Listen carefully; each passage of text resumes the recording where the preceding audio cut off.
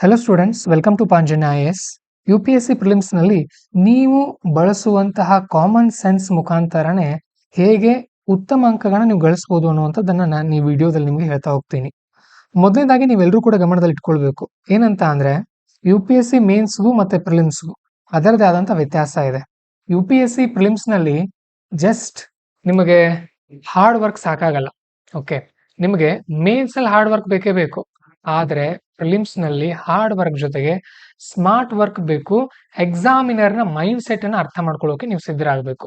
ಅದ್ ಯಾವ ತರ, ಅದ್ ಹೇಗೆ, ಏನು ಅಂತ ಅನ್ನೋದನ್ನ ನಾನು ಇವತ್ತಿನ ವಿಡಿಯೋದಲ್ಲಿ ನಿಮಗೆ ಹೇಳ್ತಾ ಇದ್ದೀನಿ. ಬನ್ನಿ ಆರಂಭ ಮಾಡೋಣ. ಇದು 2020 UPSC ಪ್ರಿಲಿಮ್ಸ್ ಪರೀಕ್ಷೆಯ ಒಂದು ಪ್ರಶ್ನೆ. ಓಕೆ, ಯಾವ ರೀತಿ UPSC ನಿಮ್ಮನ್ನ ಟ್ರಿಕ್ ಮಾಡುತ್ತೆ ಅನ್ನೋದನ್ನ ನಾವಿಲ್ಲಿ ತಿಳ್ಕೊಳ್ಬಹುದು. ಈಗ ನಾನು ಇದನ್ನ ಎಕ್ಸ್ಪ್ಲೇನ್ ಮಾಡೋಕೆ ಸ್ವಲ್ಪ ಟೈಮ್ ಜಾಸ್ತಿನೇ ತಗೊಳ್ತೀನಿ. ಆದ್ರೆ ಇದರಿಂದ ಏನ್ ಯೂಸ್ ಸರ್, ನೀವೇ ಅಲ್ಲಿ 10 ನಿಮಿಷ ತಗೊಂಡ್ರಿ, ನಾವು ಎಕ್ಸಾಮ್ ನಮಗೆ ಅಷ್ಟು ಟೈಮ್ ಸಿಗಲ್ಲ ಅಂತ ಅಲ್ಲ. ಅಕಸ್ಮಾತ್ ಇಂಥದ್ದೇ ಇನ್ನೊಂದು ಪ್ರಶ್ನೆ ಅಲ್ಲಿ ಬಂದ್ರೆ ನಿಮ್ಗೆ ಅದರಿಂದ 2 ಅಂಕಗಳ ಅನುಕೂಲ ಆಗಲ್ವಾ? ಬನ್ನಿ ನೋಡೋಣ ಹಾಗಾದ್ರೆ ಏನಿದೆ ಪ್ರಶ್ನೆ. In India, legal service authorities provide free legal service to which of the following type citizens. ಅಂದ್ರೆ ಭಾರತದಲ್ಲಿ ಯಾವ ನಾಗರಿಕರಿಗೆ ಉಚಿತವಾದಂತಹ ಇವು ಕಾನೂನು ಸೇವೆಗಳು ಸಿಗುತ್ತೆ ಅಂತ ಹೇಳ್ತಾ ಇದ್ದಾರೆ. ನೋಡೋಣ ಆಪ್ಷನ್ಗಳು ಏನೇನಿದೆ. ಮೊದಲನೇದಾಗಿ, person with annual income of less than 1 lakh, 1 lakh ರೂಪಾಯಿಗಿಂತ ಕಡಿಮೆ ಆದಾಯ ಇರುವಂತ ವ್ಯಕ್ತಿಗಳಿಗೆ. ಹೌದು, ಸ್ವಲ್ಪ ಕರೆಕ್ಟ್ ಅನಿಸ್ತಾ ಇದೆ ಇದು. ಆಮೇಲೆ transgender with an annual income less than 2 lakh, ಏನ್ ಗೊತ್ತಿಲ್ಲ, ನಮ್ಗೆ ಡೌಟ್ ಇದೆ. ಯಾಕಂದ್ರೆ ಇಂತಹ ಪ್ರಶ್ನೆಗಳು ಬಂದಾಗ ಇದೇ ಸೋರ್ಸ್ ಮುಖಾಂತರ ಇದು ಬರುತ್ತೆ ಅಂತ ಎಲ್ಲೂ ಗ್ಯಾರಂಟಿ ಇರಲ್ಲ. ಆಮೇಲೆ ನಾನು ಹೇಳುತ್ತಾ ಇರುವಂತ ಎಲಿಮಿನೇಷನ್ ಟೆಕ್ನಿಕ್ಗಳು ನಿಮ್ಗೆ ಏನೂ ಗೊತ್ತಿಲ್ಲ ಅಂದಾಗ ಮಾತ್ರ ನೀವು ಸ್ಟ್ಯಾಂಡರ್ಡ್ ಬುಕ್ ಗಳನ್ನ ಓದ್ಬೇಕು. ಅದಾದ ನಂತರ ಕರೆಂಟ್ ಅಫೇರ್ಸ್ ಓದ್ಬೇಕು. ಈ ಎಲಿಮಿನೇಷನ್ ಟೆಕ್ನಿಕ್ ಗಳನ್ನ ಕೊನೆಯ ಹಂತವಾಗಿ ನೀವು ಇಟ್ಕೊಳ್ಬೇಕು. ಓಕೆ, ಅವಾಗ ಇದನ್ನ ನೀವು ಅಪ್ಲೈ ಮಾಡ್ಕೊಳ್ಬಹುದು. ಈ ಟ್ರಿಕ್ ಗಳನ್ನ ಟ್ರೈ ಮಾಡಿ ನೋಡಿ. ಮೊದಲು ನೀವೇ ಅಂದಾಜು ಮಾಡಿ. ಯಾವಾಗ UPSC ನಲ್ಲಿ 60 ಪ್ರಶ್ನೆಗಳು ನಿಮ್ಗೆ ಕರೆಕ್ಟ್ ಆಗುತ್ತೆ, ಇನ್ನೊಂದು 20 ಪ್ರಶ್ನೆಗಾಗಿ ನೀವು ಹೋರಾಡ್ತಾ ಇರ್ತೀರಿ ನೋಡಿ, ಕಷ್ಟದಲ್ಲಿ ಇರ್ತೀರಿ ನೋಡಿ, ಅವಾಗ ಈ ಟೆಕ್ನಿಕ್ ಗಳನ್ನ ನೀವು ಯೂಸ್ ಮಾಡ್ಕೊಳ್ಬಹುದು. ಓಕೆ, ಟ್ರಾನ್ಸ್ಜೆಂಡರ್ ಬಗ್ಗೆ ನಮ್ಗೆ ಗೊತ್ತಿಲ್ಲ, ಸರಿ ಬಿಟ್ಬಿಡೋಣ ಅದನ್ನ. ಆಮೇಲೆ member of other backward classes OBC ಬಗ್ಗೆ ಇದೆ, annual income less than 3 lakh ಅಂತ ಹೇಳ್ತಾ ಇದ್ದಾರೆ ಇಲ್ಲಿ. ಸರಿ, ಇದು ಕೂಡ ನಮಗೆ ಡೌಟ್ ನಲ್ಲೇ ಇದೆ ಅನ್ಕೊಳ್ಳೋಣ. ಈಗ ಆಲ್ ಸೀನಿಯರ್ ಸಿಟಿಜನ್ಸ್ ಅಂತ ಹೇಳ್ತಾ ಇದ್ದಾರೆ ನೋಡ್ರಿ. ಫ್ರೀ ಲೀಗಲ್ ಸರ್ವಿಸ್ ಅಂದ್ರೆ ಈಗ ನ್ಯಾಯಾಲಯದಲ್ಲಿ ಉಚಿತವಾದಂತಹ ಕಾನೂನು ಸೇವೆ ಯಾರಿಗೆ ಸಿಗುತ್ತೆ ಅಂತ ಕೇಳಿದಾಗ ಆಲ್ ಸೀನಿಯರ್ ಸಿಟಿಜನ್ಸ್, ಇಲ್ಲಿ ಆಲ್ ಎನ್ನುವಂತಹ ಪದ ನೋಡ್ಲಿಕ್ಕೆ ಹೋಗ್ಬೇಡ್ರಿ. ಆಲ್ ಕೂಡ ಒಂದು ಎಕ್ಸ್ಟ್ರೀಮ್ ವರ್ಡೇ ಹೌದು. ಬಟ್ ಈಗ ಸಾಮಾನ್ಯವಾಗಿ ಅಬ್ಸರ್ವ್ ಮಾಡೋಣ. ಆಲ್ ಸೀನಿಯರ್ ಸಿಟಿಜನ್ ಅಲ್ಲಿ ಅದಾನಿ ಮತ್ತು ಅಂಬಾನಿಯವರ ಮನೆಯಲ್ಲಿ ಯಾರೋ ಒಬ್ಬ ಹಿರಿಯ ನಾಗರಿಕರ ಇದಾರೆ ಅನ್ಕೊಡ್ರಿ. ಅವ್ರಿಗೂ ಕೂಡ ನಾವು ಉಚಿತವಾದಂತಹ ಕಾನೂನು ಸೇವೆ ಕೊಡ್ತೀವಿ ಅಂತ ಅಂದ್ರೆ ಅದೇನಾಯ್ತು? ಕಾಮನ್ ಸೆನ್ಸ್ ಅಂತಾರನ ಅದಕ್ಕೆ ಸರ್ಕಾರಕ್ಕೆ.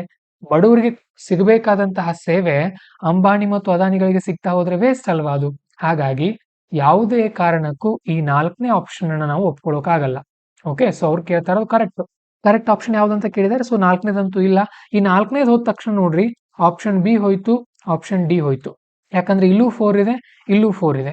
ಇಷ್ಟೇ ಅಲ್ಲ, ಇಲ್ಲಿ ಇನ್ನೊಂದು ಗಮನ ಇಟ್ಕೊಂಡು ನೋಡ್ರಿ. ಏನಂತ ಅಂದ್ರೆ ಆಪ್ಷನ್ 2 ಮತ್ತೆ ಸ್ಟೇಟ್ಮೆಂಟ್ 2 ಮತ್ತೆ ಸ್ಟೇಟ್ಮೆಂಟ್ 2 ಇವೆರಡೂ ಕೂಡ ಅಂದ್ರೆ ಸ್ಟೇಟ್ಮೆಂಟ್ 2 ಏನಿದೆಯಲ್ಲ, ಈ ಸ್ಟೇಟ್ಮೆಂಟ್ ನಮಗೆ ಆಪ್ಷನ್ ಎ ನಲ್ಲಿ ಕೂಡ ಬರ್ತಾ ಇದೆ, ಆಪ್ಷನ್ ಸಿ ನಲ್ಲಿ ಕೂಡ ಬರ್ತಾ ಇದೆ. ಹಾಗಾಗಿ ಇದು ಕರೆಕ್ಟ್ ಇದೆ ಅಂತ ಆಯ್ತು. ಸ್ಟೇಟ್ಮೆಂಟ್ 2 ಕರೆಕ್ಟ್ ಇದೆ ಅಂತ ನಮ್ಗೆ ಗೊತ್ತಾಯ್ತು. ಇನ್ನು ನಮಗೆ ಉಳಿದಿರೋ ಡೌಟ್ ಯಾವುದು ಅಂತ ಅಂದ್ರೆ ಇಲ್ಲಿ 1 ಅಥವಾ 3, ಇದೊಂದು ಕನ್ಫ್ಯೂಷನ್ ಇದೆ. ಓಕೆ, ಇದು 2020ರಲ್ಲಿ ಕೇಳಿದ್ದಾರೆ ಪ್ರಶ್ನೆಯನ್ನ.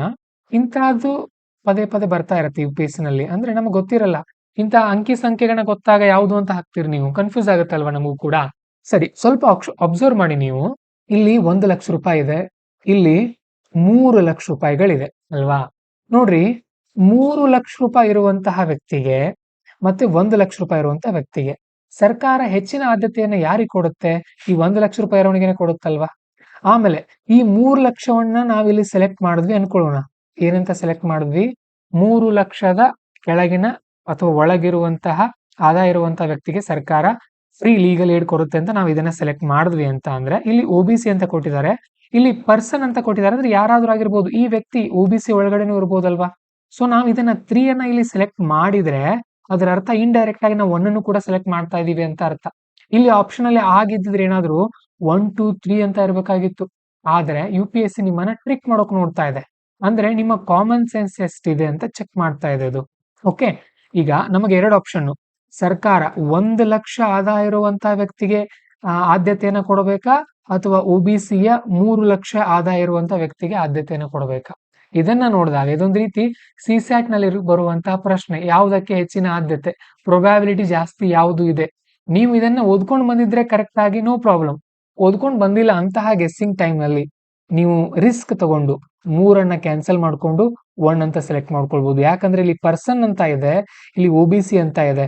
ಈ ಪರ್ಸನ್ OBC ಒಳಗಡೆನೂ ಇರಬಹುದು. ಇಲ್ಲಿ ನೋಡಿದ್ರೆ ಅದೇ ಪರ್ಸನ್ಗೆ 1 ಲಕ್ಷ ರೂಪಾಯಿ ಅಂತ ಇದ್ದಾರೆ OBC. ಇಲ್ಲಿ ಒಬ್ಬ OBC ವ್ಯಕ್ತಿ ಇದ್ದಾನೆ ಅನ್ಕೊಳ್ಳ್ರಿ. ಓಕೆ, ಈ OBC ವ್ಯಕ್ತಿ ಇಲ್ಲೂ ಕೂಡ ಇರ್ಬೋದು. ಇವನು 3 ಲಕ್ಷ ಇಲ್ಲಿ ಹೇಳ್ತಾರೆ, ಇಲ್ಲಿ ನೋಡಿದ್ರೆ 1 ಲಕ್ಷ ಹೇಳ್ತಾ ಇದ್ದಾರೆ. ಅದ್ ಹೇಗೆ ಸಾಧ್ಯ ಆಗತ್ತೆ?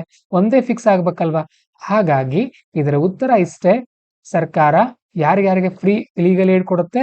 Person with annual income less than 1 lakh and transgender with an annual income of 2 lakh ಇದ್ರೆ ಉತ್ತರ ಆಗುತ್ತೆ. ಸೊ 1 and 2 ಇಲ್ಲಿ ಕರೆಕ್ಟ್ ಆಗುತ್ತೆ, 3 ಕೂಡ ರಾಂಗ್ ಆಗುತ್ತೆ. ಇದ್ರ ಉತ್ತರ ಆನ್ಸರ್ ಸ್ಟೇಟ್ಮೆಂಟ್ 1 ಮತ್ತು 2 ಕರೆಕ್ಟ್ ಆಗಿ ಆಪ್ಷನ್ ಎ ಕರೆಕ್ಟ್ ಆಗುತ್ತೆ. ಹೀಗೆ UPSC ಯಲ್ಲಿ ಬಹಳಷ್ಟು ಟ್ರಿಕ್ಸ್ ಇದೆ. ಯಾಕೆ ಬಹಳಷ್ಟು ಕರ್ನಾಟಕದ ಹುಡುಗರು ಫೇಲ್ ಆಗ್ತಾ ಇದ್ದಾರೆ UPSC ನಲ್ಲಿ, ಅಥವಾ ಯಾಕೆ ನಮ್ಮ ದಕ್ಷಿಣ ಭಾರತದವರು ಉತ್ತಮವಾದಂತ ರ್ಯಾಂಕ್ ಗಳನ್ನ ಗಳಿಸ್ತಾ ಇಲ್ಲ ಅಂದ್ರೆ, ಮೊಟ್ಟ ಮೊದಲನೇದಾಗಿ ಅವರಲ್ಲಿ ಸಾಕಷ್ಟು ಸಾಮರ್ಥ್ಯ ಇದೆ, ಬಹಳಷ್ಟು ನಾಲೆಜ್ ಇದೆ, ಬಟ್ ಮೇನ್ಸ್ ಗೆ ಎಂಟ್ರಿನೇ ಕೊಡ್ತಾ ಇಲ್ಲ ನಾವು. ಯಾಕೆ? ಇಂತಹ ಟ್ರಿಕ್ ಗಳು ನಮ್ಗೆ ಗೊತ್ತಿಲ್ಲ. ಸೊ ಹಾಗಾಗಿ ಇನ್ನು ಮುಂದೆ ನಾವು ಇಂತಹ ಟ್ರಿಕ್ ಗಳನ್ನ ನಿಮ್ಗೆ ಹಂತ ಹಂತವಾಗಿ ರಿವೀಲ್ ಮಾಡ್ತಾ ಹೋಗ್ತೀವಿ. ಅವುಗಳ ಸದುಪಯೋಗ ಪಡಿಸ್ಕೊಳ್ರಿ, ಪ್ರಿಲಿಮ್ಸ್ ಅನ್ನ ಕ್ಲಿಯರ್ ಮಾಡ್ರಿ. ಮೇನ್ಸ್ ಗೆ ನಾವಂತೂ ಇದ್ದೇ ಇದೀವಿ. ಒಳ್ಳೇದಾಗ್ಲಿ, ಆಲ್ ದಿ ಬೆಸ್ಟ್. ಈ ವಿಡಿಯೋ ಇಷ್ಟ ಆಗಿದ್ರೆ ಲೈಕ್ ಮಾಡಿ. ಆಮೇಲೆ ಈ ವರ್ಷ ಪ್ರಿಲಿಮ್ಸ್ ಬರಿತಾ ಇರುವಂತ ನಿಮ್ಮ ಸ್ನೇಹಿತರಿಗೆ ಶೇರ್ ಮಾಡ್ರಿ. ನೀವೇ ಇಟ್ಕೊಂಡು ಕೂತ್ಕೊಳ್ಬೇಡ್ರಿ, ಜ್ಞಾನವನ್ನ ಯಾವತ್ತೂ ಹಂಚಬೇಕು. ನಾವೊಬ್ಬರೇ ಇಟ್ಕೊಂಡು ನಾನೊಬ್ಬನೇ ಇಂಟೆಲಿಜೆಂಟ್ ಆಗ್ತೀನಿ ಅನ್ನುವಂತಹ ಒಂದು ಸ್ವಾರ್ಥ ಯಾವತ್ತೂ ಕೂಡ ವಿದ್ಯಾರ್ಥಿಗಳಲ್ಲಿ ಇರಬಾರ್ದು. ಓಕೆ, ಇಲ್ಲಿ ನಿಮ್ಮ ಜ್ಞಾನವನ್ನ ನಿಮ್ಮ ಸ್ನೇಹಿತರಿಗೆ ಎಷ್ಟು ಹಂಚ್ತಿರೋ ಅಷ್ಟು ಬೆಳೀತಾ ಹೋಗ್ತೀರಿ. ಒಳ್ಳೇದಾಗ್ಲಿ, ಆಲ್ ದಿ ಬೆಸ್ಟ್. ಈ ವರ್ಷ ಕ್ಲಿಯರ್ ಮಾಡ್ತೀರಿ ಅಷ್ಟೇ.